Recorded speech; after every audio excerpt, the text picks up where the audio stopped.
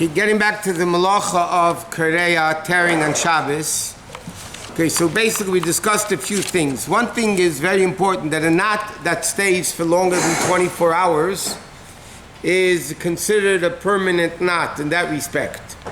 So even like we learned, even though if you tie your shoe and you make a knot and then a bow, not a double knot, a single knot, but if you're planning to leave it for more than 24 hours, according to many opinions, it's still rabbinically forbidden to do such a tying on Shabbos.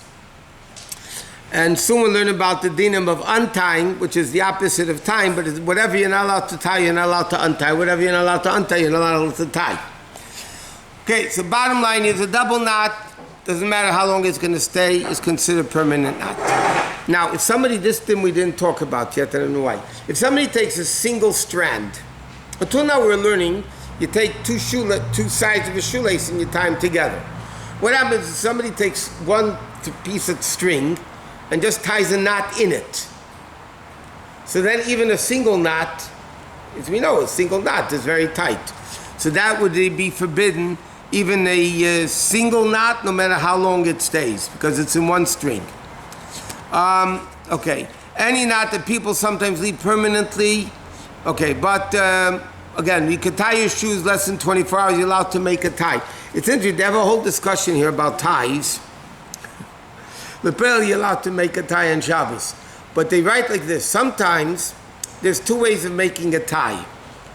Okay, I'm not going to show you now, but sometimes you pull out the thing, pull it out, so even though you loosen the tie, but there's still a knot remaining. And sometimes, depending how you make the knot on the tie, a double finger, a single thing, a Windsor knot, whatever you call it. So that's worse according to their opinion, but we don't pass like that. But there are opinions that say that if you take out the knot, pull out the tie, okay, sometimes you just pull it out, the whole thing disintegrates, so to speak. But sometimes the knot still remains. That's more strict than the other way because it's still remaining as a knot. But again, that lapel doesn't matter. Okay, both we said single. Now some poskim write like this. What happens if you make in your shoe? Let's say you make a single knot, not a bow, but just a single knot, and then you take the laces and you tuck them into the shoe. Now the reason why a single knot on a shoelace, let's say, is because in 2 seconds it comes apart.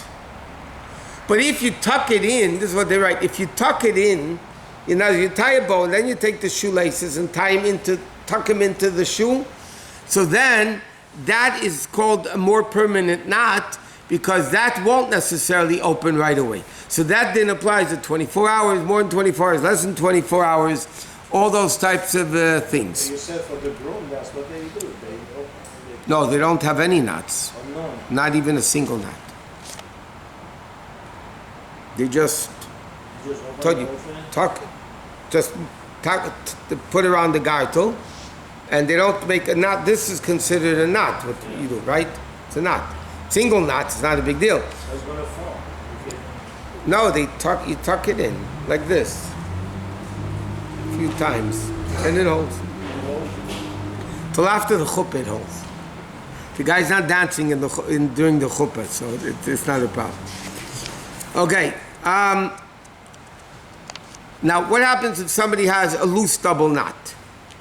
We said many times, we mentioned this briefly yesterday. You have a coat, and you have a knot, and you tie the belt on the coat, so you tie a loose double knot, so then it's not a problem. I'll tell you where else there's another issue with the same thing. Sometimes people wear, in New York they do it, I haven't seen it here. In New York, they'll wear a handkerchief around the neck. Okay? So halachically, it's a scarf. What's so funny? There's one knot under the chuppah. There's one nut under the chuppah. I told you, I was told 45 years ago, after my Kabbalah's Panim, before I went to the chuppah, there was a very Chassidish Reed. I got married in New York, in Crown Heights, but it was a very Chassidish by the name of Rabbi Avram Mayor, Rabbi Avram Drizin.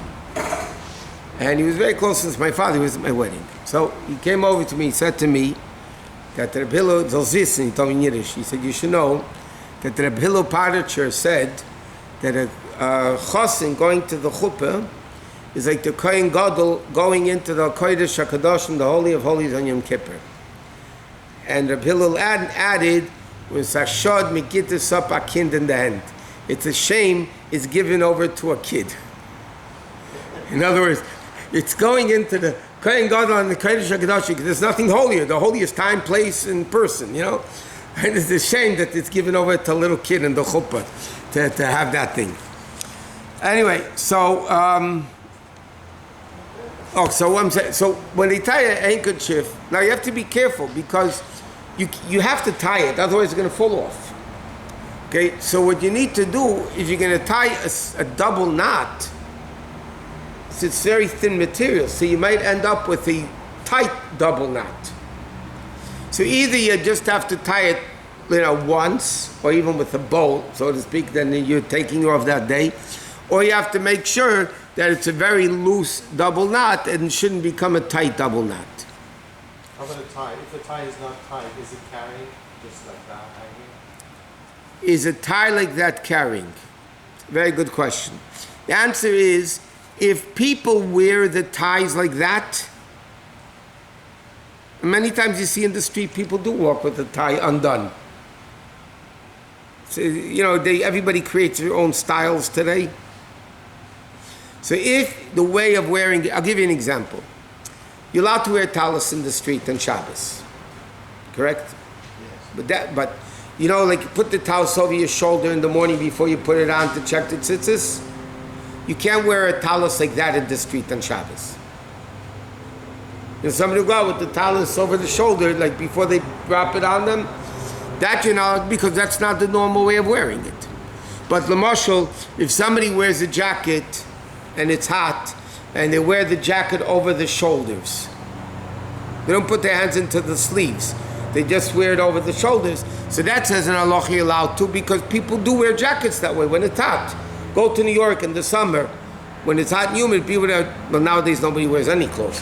But when people used to dress, so then people would walk in the street with a jacket over the shoulders. So that's called normal way of carrying it. What? So if you wear a talis like a prayer shawl, that would also be fine. If you wear it like a scarf. Yeah, like a scarf would also be fine. Because a scarf is why it doesn't, just because it's a talis, you're wearing it as a scarf. Yeah, okay. Same thing with a towel. Somebody wants to go to mikveh and they need to take their own towel. Yeah. So how do you if there's no air, how do you carry the towel? Tie it around you. Either you wear it around the neck as a scarf, or you tie it around your waist. But again, a towel is very thick, so a double knot in a towel is not going to be considered like a knot. It's nothing. You have to be careful if then you're wearing it as a gartel. If you have another gartel, you can't wear that gartel. You can't have two gartels on the same clothing. But that's a separate issue. Okay. Now, there's a very interesting din, by the way, that comes up. We're going to get there now, but let me just say an interesting din. And that is, sometimes you tie kids normal tying of the shoes, yeah? And they're running around all over the place, and their shoes end up in a tight knot. You know what I mean? Now, sometimes it's tight, the kid can't even take off the shoe. So we're going to learn in certain cases of necessity, like such a case, if you could take it out with one hand, you're allowed to do it, because the fact that you can take out the knot with one hand shows it's not a really strong knot. But I tell you something, you have another issue. Sometimes, I'll give you an example. Let's say the bakery sends for shalashudis 40 chalas in a bag. Yeah? Now sometimes they close the bag with a tie, like we discussed the other day. But what happens if they knot the bag? Sometimes they not only knot the bag once, they knot it twice. Otherwise it's not going to hold. So now you have a big bag of chalas. It could be a small bag of chalas, doesn't matter. Right? But it's tied, and now you want to get to the challah on Shabbos. So are you allowed to undo that knot? So the best thing is, halacha says, rather than undo the knot, rip the bag or cut the bag. Just make sure you don't cut letters. That's it. But halachically, it would be better to cut the bag to destroy it, which is not a problem for food, rather than taking out a double knot of the bread or any other food which is packaged like that. You could cut the shoelaces also with the scissors. Yeah, so I'm saying you can technically halachas of this coming, but you could take a scissors and cut the shoelace. But the problem with that is then you're just stuck without a shoelace. How are you going to tie the shoe again? What? How's it the same? Because you said for food you're allowed to cut it. Now you're allowed to do that for shoelace? Cut it? Yeah. Yeah, because you're destroying it. You're allowed to destroy it not for food? Yeah, if you need it for Shabbos. You need it for Shabbat. Yeah, if you need it for Shabbos, even if it's not food. For instance, if somebody needs a Band-Aid, okay, and the Band-Aid is in, so a lot of times it's not really sealed, it's just, it really is open. You just unfold the top and you pull out the Band-Aid.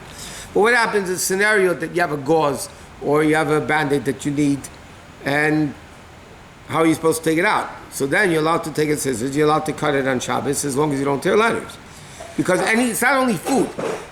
Destroying things, if you need it for Shabbos, then you're allowed to do it. Not stam for no reason. If you need it, there's a reason why you need it. Why can't you consider that for the sake of using, for construction, for the sake of playing it? You're using it, you're cutting, you're destroying it, like just like a plate. If you were angry and you break it. One second. You're ripping the thing because you want the gauze, but you're not ripping the gauze. You're destroying the bag that the gauze is in. I'm calling it the bag, right? In the gauze itself, if you want to cut the gauze, because it's too long. No, then you can't cut to size on Shabbos. That's a different din of cutting. You can't cut anything to size on Shabbos. But I'm saying you're not destroying the gauze, you're destroying the bag. So destroying the bag, you're destroying the bag. You're not going to use it. You can't use it again. You have the same thing. You can have the cereals, box of matzah. Okay? So let's say you have a new bag of matzah. A box of matzah, I mean. So normally when you open it, it's glued on top, and you pick it up and with your finger, whatever, you cut it open. You can't do that on Shabbos, because you're not destroying the box. You're just ungluing what was glued. So you're not destroying it. The box doesn't become destroyed. Same thing, box of cereal. So how are you supposed to open a new box of matzah or box of cereal? So it says, B'chal, if you know you're going to need it, just make sure you open it before Shabbos. But then what you actually could do, according to many opinions, not everybody says you could do this, but you could take a knife and cut open the whole cover. Not cutting letters. No, you can't cut letters, I'm saying. But you have to cut, if this would be it, if this is the box. Well, there's the box. So The box. No, it's too heavy. You just cut it open like this. So then you're destroying it. The other way, you're not destroying it. You have to destroy it for eating. No, if you want to use it, for instance, you have a bag of potato chips. Yeah, we have somebody in Shul that eats a lot of chips. Okay? Baruch Hashem. It's on tape now. That's right, I didn't say who. Anyway, so the potato chips is glued on top. Now normally during the week, how do you open the bag? You pull it apart. Okay, when you pull it apart, all you're doing is separating those two glued pieces together. You're not destroying the bag. The bag is the full bag like it was before they put the food in. So that you're not allowed to do on Shabbos. Because you're not destroying the bag. Now, what you could do is rip it, again, without cutting letters.